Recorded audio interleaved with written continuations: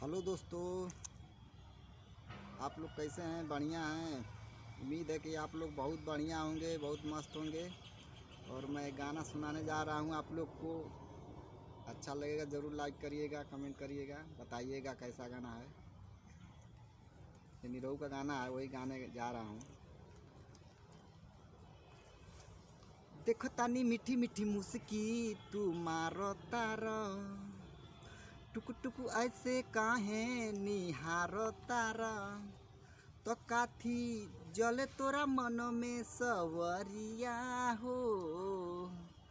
हटे हटवले ना हटे नजरिया हो, जान मारे जान हो मैरून कलर सड़िया।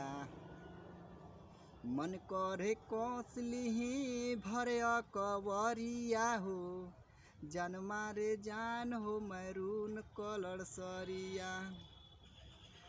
बिजली तू ढाह तारू दिलवा पर हमारा हो, आपन डोलाई के कमरिया। भावे ना तोहार लुटेरा निरखेला कमर के घेरा, उठे अजबे के नासा जन ऐसे मतिया फेरा। साचे हाके करेला मसकरिया हो, लागल बा फालती को लहरे झलरिया हो, जान मारे जान हो मैरून कलर सड़िया।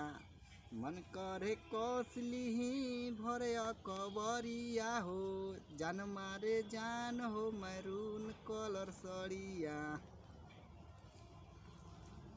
हाँ दोस्तों।